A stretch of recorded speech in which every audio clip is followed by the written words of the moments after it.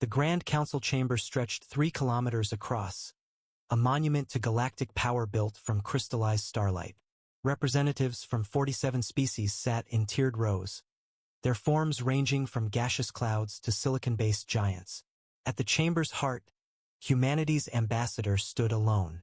Ambassador Sarah Chin wore a simple black suit.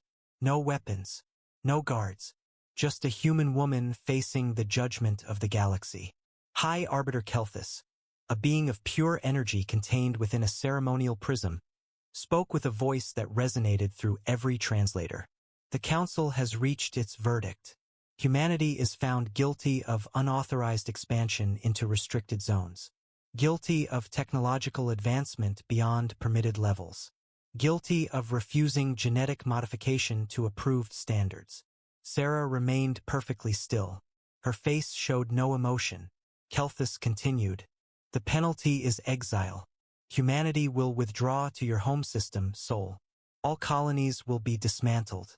All human vessels beyond the heliopause will be destroyed. You have 1 standard year to comply." The chamber erupted. Some species celebrated. Others murmured in confusion. The Vrexian delegation, massive reptilian beings who had advocated for humanity's complete extermination, looked disappointed. "Does the human representative wish to speak?" Kelthus asked. Sarah stepped forward. "We accept the Council's judgment." Silence crashed through the chamber like a physical force. "You accept." Kelthus's energy form flickered. No protest, no appeal, no negotiation. "We accept," Sarah repeated. "Humanity will return to Sol. We will dismantle our colonies. We will comply with all terms." General Thraxus of the Kryn Empire, a warrior race that had ruled the Western Spiral Arm for 6,000 years, laughed. "The humans show wisdom at last. They know when they are beaten." Sarah turned to face him. For just a moment, something moved behind her eyes. Something old. Something dangerous. Then it was gone. "We know exactly what we are," she said quietly. The Council dismissed her. As Sarah walked from the chamber, she passed the Zephron ambassador, a mantis-like being who had once been humanity's closest ally. "Sarah," the Zephron clicked softly, "I am sorry. I spoke against this, but—" "I know, Rilthan," Sarah said. "You did what you could. No hard feelings." Rilthan's compound eyes studied her. "You are too calm. Your species is being crippled. Confined to one system. This is death by slow suffocation." Sarah smiled. It didn't reach her eyes. "Maybe. Or maybe it's something else." She kept walking. 2 light years away, the human colony ship Perseverance received the transmission. Captain Marcus Webb read the orders twice, then addressed his crew of 8,000. "Pack it up," he said. "We're going home." His first officer, Commander Patricia Okonkwo, frowned. "Sir, we've been building here for 15 years. The colony is established. We have farms, factories, families." "I know," Marcus said. "Orders are orders. We have 8 months to dismantle everything and return to Sol." The crew worked in confused silence. They took apart habitation domes. They deactivated power generators. They loaded equipment onto transport ships with ruthless efficiency. What the captain didn't mention was the second set of orders. The encrypted ones. The ones that made his hands shake when he first read them. Dismantle everything. Record everything. Remember everything. The exile is temporary. What comes next is permanent. On Earth, in a facility buried 3 kilometers beneath the Swiss Alps, Fleet Admiral Catherine Zhao stood before a holographic display showing every human asset in the galaxy. 200 colonies, 14,000 ships, 3 billion humans living among the stars. All of it coming home. Her chief of staff, Admiral James Torres, stood beside her. "The Council thinks they've won," he said. "Let them think that," Catherine replied. "How long until full withdrawal is complete?" 10 months. We're ahead of schedule." "Good." Catherine zoomed the display to Sol. "And Project Bastion?" "Proceeding as planned. The Council has no idea what we've been building." Catherine allowed herself a thin smile. "They gave us exactly what we needed. time, motivation, and a reason to consolidate. They should have killed us when they had the chance, James said. Yes, Catherine agreed. They should have. But they didn't understand the most fundamental truth about humanity. What's that?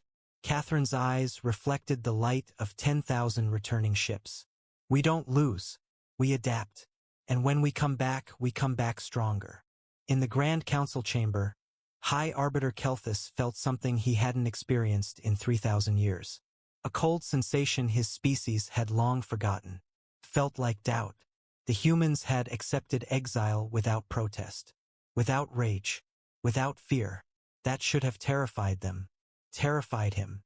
18 months after the exile began, the galaxy noticed something strange. Human ships had disappeared. Every colony, abandoned. Every trade route, empty.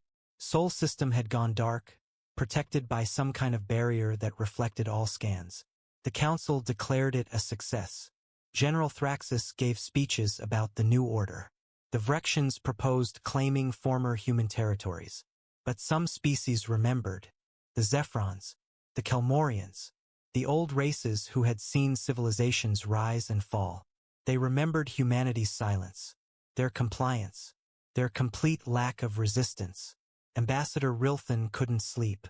His people didn't need much rest, but lately he couldn't find peace at all. He kept reviewing footage of that final council session, watching Sarah Chen's face, studying every micro-expression. Finally, he went to his intelligence division. Pull everything we have on human history, before they joined the council, before they met us. The files were extensive. Humans had been in space for only 300 years when first contact occurred. A young species, primitive by galactic standards. But their history, Rilthan read about the world wars, the Cold War, conflicts that had killed millions yet humanity survived. He read about genocides and recoveries, disasters and rebuilding. Every time humanity was broken, they came back differently, stronger, adapted. "Oh no," Rilthan whispered. "Oh no, no, no." He sent urgent messages to the council. They were ignored. He sent warnings to the Vrexians. They laughed. Only the Kelmorians responded. Elder Safis, ancient and wise, met him in a secure chamber. "You see it too," Safi said. "It wasn't a question. The exile, it wasn't a punishment," Rilthan said. "It was a gift." "Explain to the council," Safis urged. "They won't listen. They think humanity is finished." Safis's crystalline body chimed sadly. "Then we must prepare for what comes next." Inside Sol's barrier, humanity had transformed. Every returning ship had been stripped for resources. Every piece of technology, reverse-engineered and improved. 3 billion humans, packed into one system, working with singular purpose. Admiral Zhao walked through the Neptune shipyards, marveling at what they'd built in such a short time. The facility stretched for thousands of kilometers, a construction platform that dwarfed anything humanity had ever created. "Status report," she commanded. Chief Engineer Yuki Tanaka pulled up holographic displays. "The Prometheus-class dreadnoughts are complete. All 50 of them. The Defiant-class carriers are launching ahead of schedule. We'll have 200 by next month." "And the special project?" Yuki's face grew serious. "The Apex is ready. But Admiral, are we sure about this?" "Using that technology. The Council uses it," Catherine interrupted. "They terraform planets. They manipulate stars. They play God with entire solar systems. We're just catching up." "Catching up and surpassing," Yuki corrected. "The Apex is beyond anything the Council has. If we deploy it." "When we deploy it," Catherine said firmly, "the galaxy needs to remember something they've forgotten. Humanity doesn't surrender. We regroup." The first sign came from the outer rim. A Vrexian patrol fleet, 20 ships strong, detected something emerging from a wormhole. The signature was human, but wrong somehow.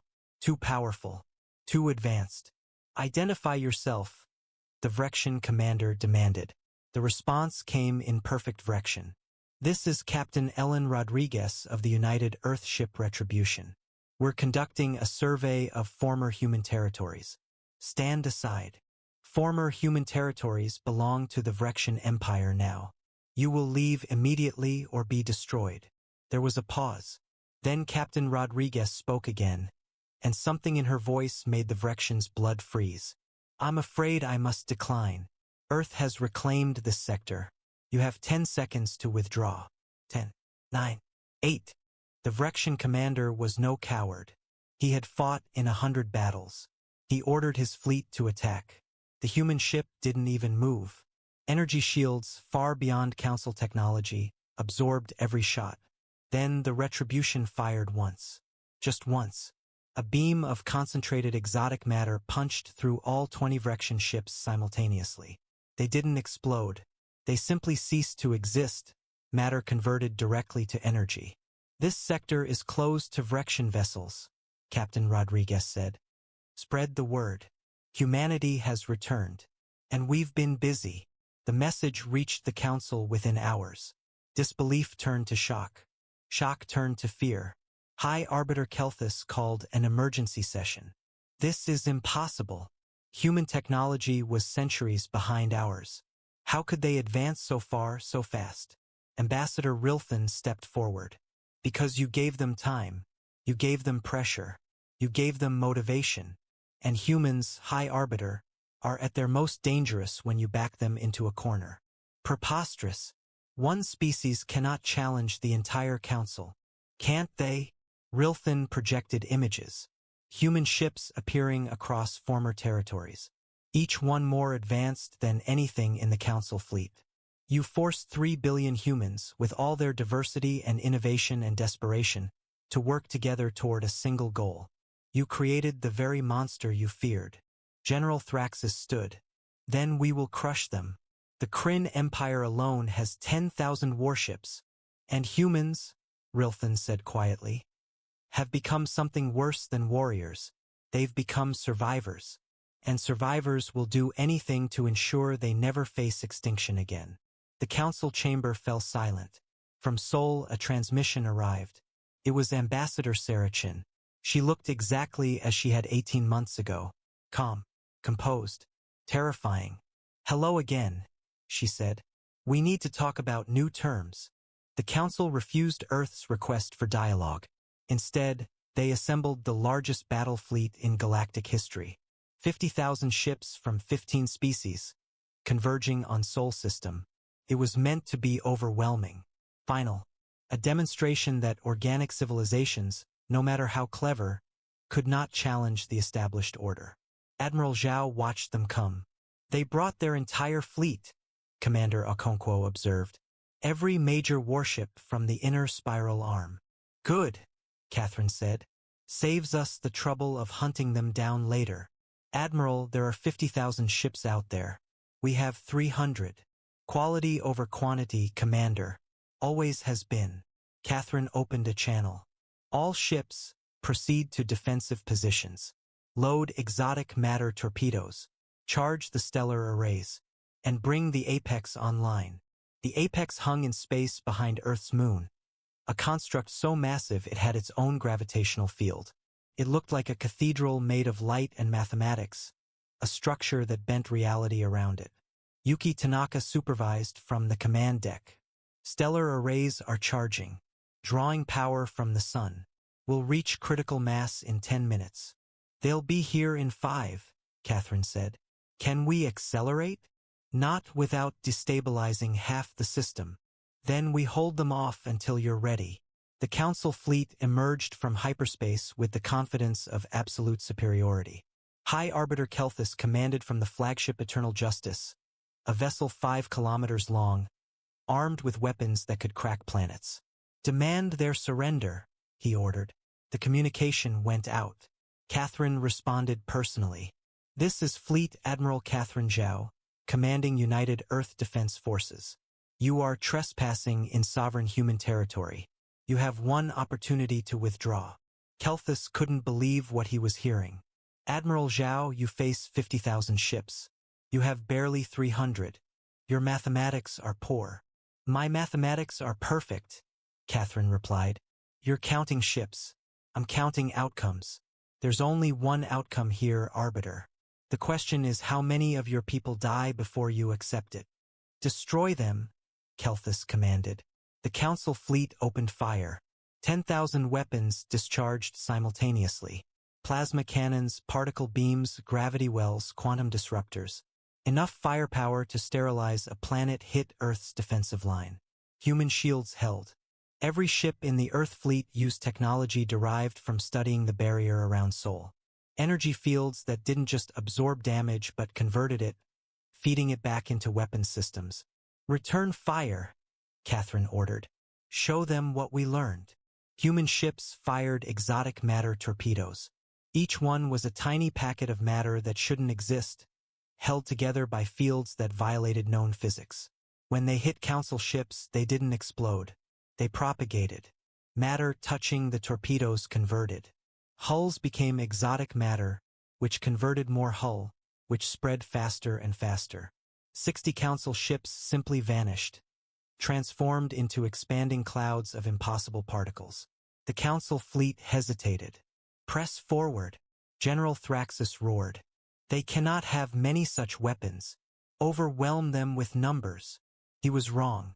Humans had built 20,000 exotic torpedoes, and they'd been waiting 18 months to use them.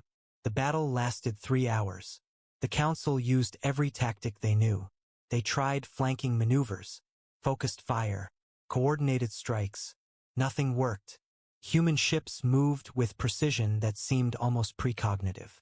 Later, Council analysts would realize the humans were using quantum probability computers, calculating outcomes trillions of times per second, choosing optimal futures. Human weapons adapted mid-battle. Energy signatures changed. Targeting systems evolved. It was like fighting an opponent who learned and improved with every exchange. Captain Marcus Webb commanded the Perseverance, now a Dreadnought-class warship. Vrexian heavy cruiser, starboard side. They're trying to get an angle on the Prometheus. Intercepting, his tactical officer reported. The Perseverance slid through space with impossible grace. Its weapons locked. Fired. The Vrexian cruiser's shields collapsed, then its hull, then its power core. 1,200 Vrexians died in 3 seconds. Marcus felt nothing. These were the beings who had wanted humanity exterminated.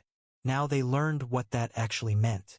Aboard Eternal Justice, High Arbiter Kelthus watched his fleet die. 10,000 ships were gone, 20,000 damaged, and the humans hadn't even deployed their full forces. "Withdraw," he whispered. "High Arbiter?" his tactical officer asked. "Withdraw," Kelthus screamed. "Get us out of here. Now." The Council fleet broke. Ships scattered, fleeing through hyperspace in complete disorder. The greatest military force in galactic history, routed by 300 human vessels. Catherine didn't pursue. She had made her point. "Cease fire," she ordered. "Let them run. Let them tell everyone what they saw here." "The Apex is fully charged," Yuki reported. "Should we stand down?" "No," Catherine said. "We're going to need it for Phase 2. Ambassador Rilthan received reports from the battle with growing dread. He had tried to warn them, tried to make them understand. Humans weren't dangerous because they were strong. They were dangerous because they were patient, because they planned, because they turned every disadvantage into advantage. The Exile hadn't weakened humanity. It had given them time to build something the galaxy had never seen. A unified human civilization, armed with technology beyond Council science, driven by memory of injustice. Rilthan composed a message to every species he trusted. The Council started a war they cannot win. Humanity won't stop with defense. They'll remake the galaxy in their image. Find a way to make peace or prepare for extinction. In Sol, Catherine Zhao smiled at the fleeing Council ships. "Phase 1 complete," she said. "Now we show them what we really built." The Apex began to move. The Apex folded space. It didn't travel through hyperspace like normal ships. It didn't bend around reality. It rewrote reality, creating a corridor where none existed, and stepped through. One moment it was behind Earth's moon. The next, it hovered over the Council's capital world, Zenther Prime. 12 billion beings lived on Zenther Prime. The planet housed the Grand Council, the Central Archives, and the Strategic Command for half the galaxy. It was supposed to be the most protected world in known space. The apex appeared without warning. Every defense system on the planet activated simultaneously. Nothing happened. The apex wasn't attacking. It was just there, hanging in orbit like a second moon, its impossible geometry reflecting light in ways that hurt to look at. High Arbiter Kelthus, still aboard the Eternal Justice racing home, received word. "What are they doing?" he demanded. "Nothing, High Arbiter. The construct is in orbit but shows no hostile intent." "Scan it. Tell me what it is." "We've tried. Our sensors can't penetrate it. It's like trying to scan the concept of mathematics." Catherine Zhao's face appeared on every screen on Zenther Prime, every personal device, every public display, every ship in orbit. Billions of beings heard her speak simultaneously. "People of the Galactic Council.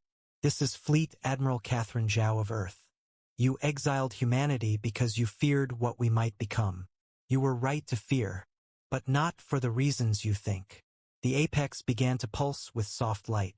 "This construct above your capital is called Apex. It took 18 months to build, using principles we discovered by studying your own technology and taking it to logical extremes. Can destroy your planet. Not with weapons. With mathematics." Panic began spreading through Zenther Prime. "But we're not here to destroy anything," Catherine continued. "We're here to demonstrate why the old rules don't work anymore. Why the Council's approach to galactic governance has failed. And why humanity offers something better." The apex pulsed again. Reality around Zenther Prime shimmered. On Earth, Ambassador Sarah Chun addressed a different audience. She stood in the rebuilt United Nations building, speaking to representatives from every human nation. "For 300 years, we've played by their rules," Sarah said. "We limited our expansion, modified our technology to fit their standards, accepted their judgment, but we never stopped being human." "And what does that mean?" someone asked. "It means we adapt. When they said we advanced too fast, we slowed down publicly and accelerated in secret. When they said we bred too quickly, we built better life support systems. When they exiled us, we used the time to become something they could never anticipate." Sarah pulled up a hologram showing the apex. "This isn't a weapon. It's a key. It unlocks possibilities they've spent millennia trying to suppress." "Unlock what?" Sarah smiled. "Everything." Back on Zenther Prime, the apex completed its pulse. Nothing exploded. No one died. Instead, something impossible happened. A barren moon orbiting Zenther Prime began to change. Atmosphere formed from nothing. Water appeared. Plants grew at visible speed. Within an hour, the lifeless rock had become a garden world. The Council watched in stunned silence. "We can terraform a planet in hours," Catherine said. "Council technology takes decades. We can create stable wormholes between any 2 points in space. Your hyperspace lanes are crude by comparison. We can synthesize exotic matter at industrial scale. Your economy is based on scarcity. We've achieved post-scarcity." High Arbiter Kelthus felt his certainty crumbling. "How?" he whispered. Catherine heard him somehow. "Because you forgot what drives innovation. It's not resources. It's not time. It's necessity. Desperation. You gave us both. And now we're going to share what we've learned," Catherine continued. "Not with the Council. With everyone." Across the galaxy, human ships appeared in orbit around struggling colonies. Places where species barely survived, where resources were scarce, where hope had died. Captain Rodriguez addressed a Kelmorian colony that had been starving for decades. "We have technology that can help you. Terraform your world. Provide clean energy. Synthesize food. No cost. No strings. Just one requirement." "What requirement?" Elder Sophies asked, trembling with hope. "Help others when you're able. Pass it forward. Build a galaxy where strength doesn't mean domination. Where progress benefits everyone." Elder Sophies wept. Kelmorians didn't cry often. But after 60 years of watching his colony slowly die while the council ignored their pleas, he couldn't hold back. "Why?" he asked. "Why help us?" "Because that's what humans do," Ellen said simply. "We've been refugees. We've been exiles. We've been told we didn't matter. We remember what that feels like. So we make sure no one else has to feel it." The council called an emergency session. Representatives screamed at each other. Some demanded immediate war. Others insisted on negotiation. A few began calculating how to join humanity's side. General Thraxis, his pride shattered, could barely speak. "We should have killed them, from orbit, when we had the chance." Ambassador Rilthan stepped forward. "No, General. You should have treated them as equals from the beginning. Humanity doesn't want to conquer the galaxy. They want to transform it. There's a difference." "They've made us obsolete," someone said. "Not obsolete," Rilthan corrected. "Irrelevant. There's a difference there too. Obsolete means replaced. Irrelevant means you never mattered in the first place." The truth of it stung worse than any defeat. Aboard the Apex, Catherine looked at Earth through the viewport. Home. It had taken everything humanity had to build this moment. Every innovation, every sacrifice, every desperate measure. "Admiral," Commander Okonkwo said quietly, "we've won. The Council is broken. Our technology is generations ahead. We control the narrative. Why don't you look happy?" Catherine turned to her. "Because winning isn't enough. We have to build what comes next. That's always the hard part." "What comes next?" "Something humanity has always dreamed of," Catherine said. "A galaxy where everyone has a chance. Where potential isn't crushed by fear. Where species work together instead of dominating each other." She smiled, and this time it was genuine. "We're going to build a future the Council never imagined possible. And we're going to do it by being exactly what we've always been." "What's that?" "Stubbornly, impossibly human." 6 months after the Apex appeared over Zenther Prime, the galaxy had transformed. Human technology spread like wildfire. Not through conquest, but through aid. Struggling colonies received terraforming assistance. Dying planets were restored. Species that had been oppressed for generations found themselves uplifted by human innovations given freely. The Council's authority crumbled. High Arbiter Kelthus sat in his chambers, watching reports flow in. 40% of Council member species had opened diplomatic channels with Earth. 20% had formally withdrawn from the Council. The remainder were paralyzed by indecision. "We're losing everything we built," his aide said. "We lost it the moment we exiled them," Kelthus replied. "I see that now. We showed humanity our fear, and they turned it into a weapon." A message arrived from Earth. Personal. For Kelthus alone. He opened it expecting demands or gloating. Instead, he saw Ambassador Sarachin, sitting in a simple office. "High Arbiter," she said. "I'm extending a personal invitation. Come to Earth. See what we've built. No guards. No weapons. Just a conversation." Kelthus stared at the message for hours. It was obviously a trap. Had to be. Humanity couldn't possibly be sincere. But he remembered Sarah's face when she accepted the exile. That strange calm. That absolute certainty. Against every instinct, he went. Earth shocked him. Kelthus had seen countless worlds. Crystal cities. Living forests. Planets made entirely of computation. But Earth was different. It was chaotic. Diverse. 12 billion humans living in every possible configuration. Massive megacities next to wilderness preserves. High technology integrated with ancient traditions. A planet that contained thousands of cultures, languages, and belief systems, somehow functioning as one. "How?" he asked Sarah as they walked through New Geneva, humanity's restored capital. "How do you maintain order with so much diversity?" "We don't maintain order," Sarah said. "We maintain balance. Difference isn't weakness, Arbiter. It's strength. When one perspective fails, another succeeds. When one culture struggles, another helps. Unity through diversity. The Council believes in standardization. common languages, unified governments, controlled development.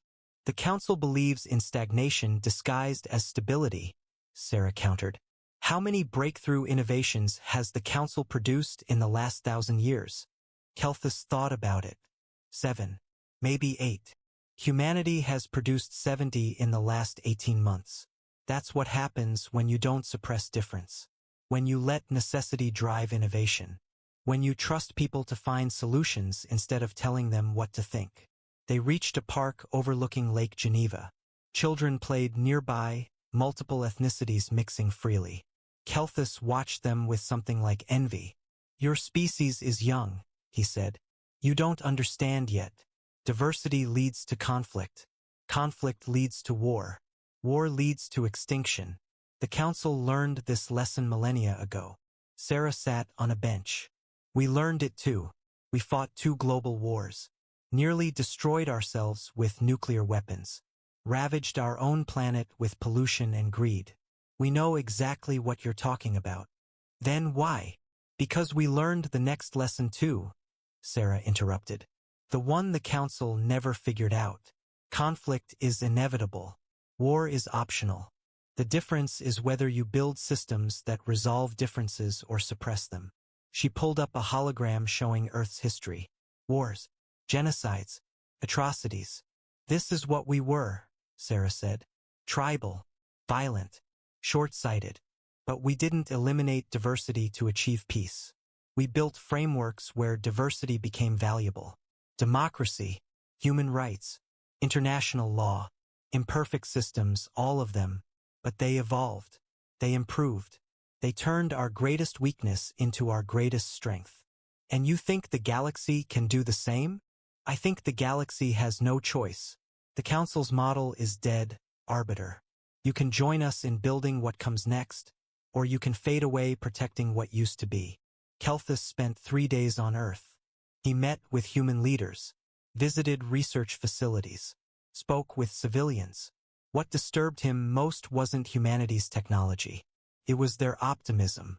They actually believed the galaxy could change, could improve, could become something better than an enforced hierarchy of species ranked by age and power. On his last day, Admiral Zhao invited him to see the apex up close. Standing inside the construct was like standing inside thought itself. Equations formed and dissolved. Possibilities branched infinitely.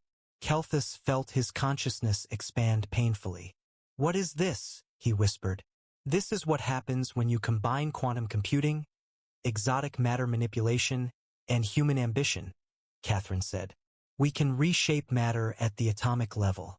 Create pocket universes, fold space-time. The Council spent thousands of years trying to control the galaxy.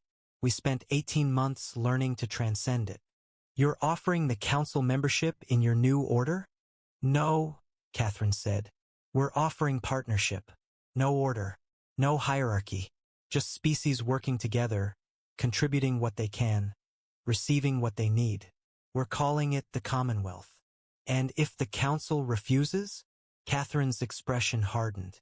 Then the Council becomes history. We'll help the species who want help. Defend those who need defending. And build around you until you're irrelevant. That's not much of a choice.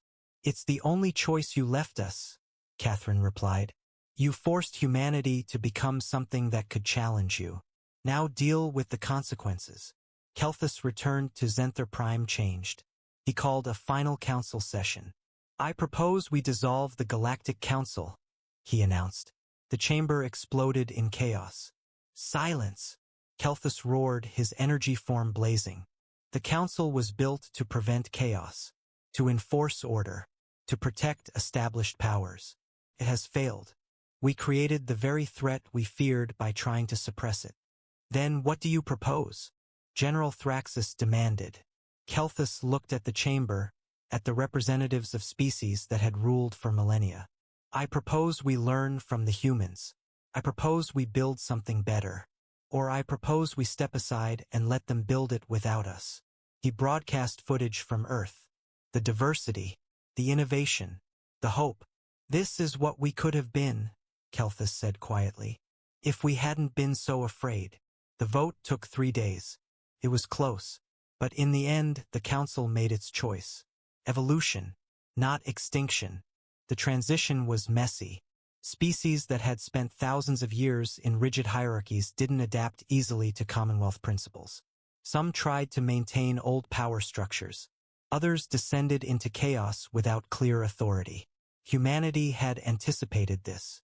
Ambassador Chun established integration teams, mixed groups of humans and willing alien species, to help with transitions. They weren't governors or overlords. They were teachers, sharing hard-won lessons from Earth's own struggles. The Vrexian Empire resisted most fiercely. General Thraxus, humiliated by military defeat, refused to acknowledge the Commonwealth. He consolidated loyalist forces, claiming the Vrexian people would never submit to human dominance. Catherine Zhao sent Captain Marcus Webb to negotiate. The meeting took place on a neutral station. Marcus arrived alone wearing a simple uniform. Thraxus came with 50 guards. "You have courage, human," Thraxus said. "Or stupidity. I could kill you where you stand."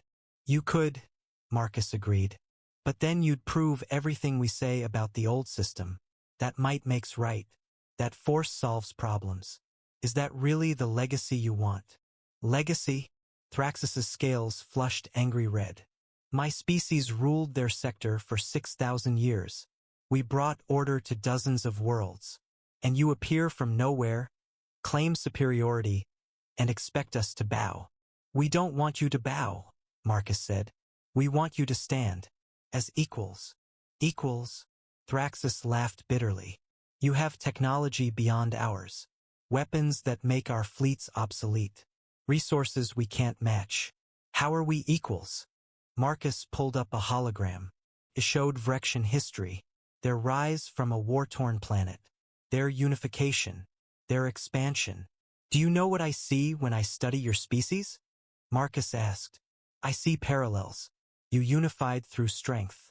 Humans unified through necessity. You expanded to bring order. Humans expanded to find resources. You built an empire to ensure survival. So did we in our own way. Then why did you win?" "Because we had to," Marcus said simply. "The council gave us no choice. Adapt or die. So we adapted. But that doesn't make us better. Just more recently desperate." He changed the hologram, showing human disasters. World wars, environmental collapse, near extinctions. "We've failed, General. Repeatedly. The difference is we learned from failure. The council system doesn't allow failure. Suppresses it. Punishes it. So species never learn to recover." Thraxus was silent for a long moment. "What do you want from us?"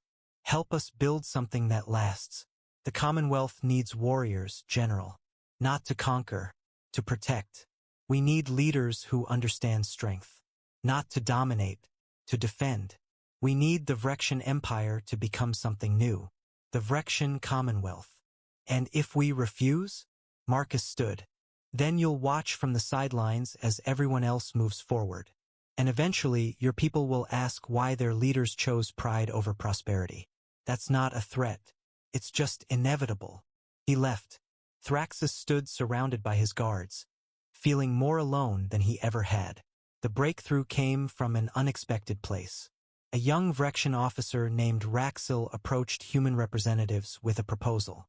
She had studied Earth's history, particularly the post-World War II reconstruction, the Marshall Plan, the European Union, ways that former enemies became partners. "My generation doesn't want the old empire," she told Marcus. "We want what you have, a future, but we need help getting there." Marcus brought her to Earth. She met with historians, economists, and social engineers. They designed a transition plan specific to Vrexian culture. Not imposed, collaborative. When Raxil presented it to Thraxus, the old general wept. "You found a way for us to be strong without being tyrants," he said. "Because that's what humans taught me," Raxil replied. "Strength isn't about domination. It's about capacity. The capacity to protect, to build, to help." Within a year, the Vrexian Commonwealth became one of humanity's strongest partners. Other species had different challenges. The Zephrons struggled with economic integration. Their crystal-based metabolism required resources the Commonwealth distribution networks weren't designed for. Engineer Yuki Tanaka spent 6 months on Z. Thera Prime working with Zephron scientists to solve the problem. They developed hybrid technology that could synthesize what Zephrons needed from common materials. "Why help us?" Ambassador Rilthan asked. "We voted for your exile." "You also tried to stop it," Yuki replied. "Besides, that's the point of the Commonwealth. Past mistakes don't define future relationships. What you do now matters more than what you did then." Rilthan's compound eyes shimmered. "Your species is either the wisest we've ever encountered or the most foolish." "Probably both," Yuki laughed. "Humans contain multitudes." 2 years after the Commonwealth's founding, Sarah Chun stood before the first joint assembly. 200 species, thousands of representatives, meeting not as a hierarchy, but as a community. "We still have problems," Sarah said. "Trade disputes, cultural clashes, resource competition. The Commonwealth hasn't eliminated conflict, but we've changed how we handle it." She gestured to the assembly. "We talk, we negotiate, we find solutions that work for everyone. Not perfectly, not always fairly, but transparently, with everyone's voice heard. Some call this weakness," she continued. "They say strong civilizations rule. Weak civilizations serve. But humanity proved something different. The strongest civilization is the one where everyone can contribute, where diversity isn't just tolerated but celebrated, where innovation comes from unexpected places because you let unexpected people try." A Vrexian delegate stood. "How do we know this will last? Empires fall. Systems collapse. What makes the Commonwealth different?" Sarah smiled. "Because it's designed to evolve." The Council tried to freeze the galaxy in place. "We're building something that grows, changes, improves, and we're doing it together." In Sol System, the Apex continued its work. But now it wasn't alone. Zephron mathematicians contributed. Vrexian engineers refined the systems. Kelmorian philosophers helped guide ethical frameworks. Admiral Zhao watched species that had been enemies collaborate on projects that would have seemed impossible years before. "We did it," Commander Okonkwo said. "We changed the galaxy." "No," Catherine corrected. "We showed the galaxy it could change itself." "That's better." "What's next?" Catherine looked at the stars. "We've fixed the galaxy. Now we figure out what comes after." Part 7. The Legacy, 800 words. 20 years after the Exile, Earth hosted the Commonwealth Summit. Leaders from 300 species gathered in the floating conference center orbiting the planet. The structure itself was a collaborative project: human engineering, Zephron materials, Vrexian architecture, contributions from dozens of civilizations. Ambassador Sarah Chun, now gray-haired but still sharp, opened the proceedings. 20 years ago, humanity accepted exile. Today, we stand together as partners. This is what we've built. The hologram showed the Commonwealth's achievements. 40 barren worlds terraformed. 100 struggling colonies uplifted. Poverty reduced by 70% across member systems. New technologies shared freely. Conflicts resolved through arbitration rather than warfare. But problems remained. Renegade factions rejected Commonwealth principles. Pirates exploited gaps in security. Some species still struggled with integration. "We're not perfect," Sarah acknowledged. "We're just better than we were. And we're committed to continuing improvement." A new voice interrupted. Young, human, unexpected. Dr. Maya Zhao, Catherine's daughter, stepped forward. "With respect, Ambassador, we're thinking too small." The assembly murmured. Catherine, watching from the sidelines, smiled slightly. "Too small?" Sarah asked. Maya activated a new hologram. It showed the Milky Way galaxy and beyond. The Commonwealth spans 3 spiral arms, 300 species, thousands of planets. But there are billions of galaxies out there, trillions of potential species. The old council spent millennia managing just this galaxy. We've transformed it in 20 years. Imagine what we could do with the universe. That's ambitious, Elder Safi said carefully. That's human, Maya replied. We don't stop. We can't stop. It's not arrogance. It's how we're wired. We always ask what's next. The question is whether the Commonwealth is ready to ask it with us. General Thraxis, now an old warrior, stood. The Vrexian people would follow humanity to the edge of creation. But the girl is right about one thing. This cannot be a human vision imposed on others. If we expand together. Agreed, Sarah said. Maya, your father would have been proud. Catherine, your daughter just proposed we conquer the universe. Want to weigh in? Catherine Zhao stood, now retired but still commanding respect. We're not conquering anything. We're exploring, learning, reaching out. And yes, we should do it. But carefully. The mistakes we made with Council First Contact, the assumptions, the misunderstandings, we can't repeat those. So we build protocols, Maya said. First Contact guidelines developed by hundreds of species, accounting for thousands of cultural perspectives. We approach new civilizations not as superiors but as neighbors. And if we encounter species more advanced than us? Someone asked. Maya grinned. Then we learn from them. That's what humans do. We adapt. 5 years later, the first Commonwealth expedition launched into intergalactic space. The ship Pathfinder carried a crew of 500 from 60 species. Captain Ellen Rodriguez, veteran of the war with the Council, commanded. This is different from battle, her first officer observed as they crossed the galactic threshold. All of this has always been different from battle, Ellen replied. War was just the prologue. This is the actual story. They traveled for months through the void between galaxies. Then sensors detected something. A signal. Artificial. Coming from a galaxy 2 million light-years away. First Contact Protocol, Ellen ordered. By the book. This is what we've been preparing for. The signal resolved into a message. Not in any Commonwealth language. Not recognizable at all. But mathematical. Universal. Maya Zhao, now leading the linguistic team, worked for weeks to decode it. Finally, she succeeded. The message was a warning. They're telling us to turn back, Maya said. This galaxy is protected. We're not welcome. Protected from what? Ellen asked. From us, I think. They detected our approach. They know we're technological. They're afraid. Ellen laughed without humor. They're doing to us what the Council did to humanity. Judging us before meeting us. So what do we do? Ellen thought about Sarah Chen accepting exile without protest. About humanity using that exile to transform themselves. About the galaxy they'd built by refusing to accept others' fears as their own limitations.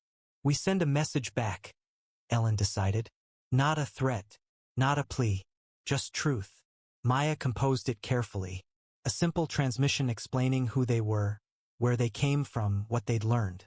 The last line read, We were once afraid of what we might become. Others feared us too. We proved them both wrong.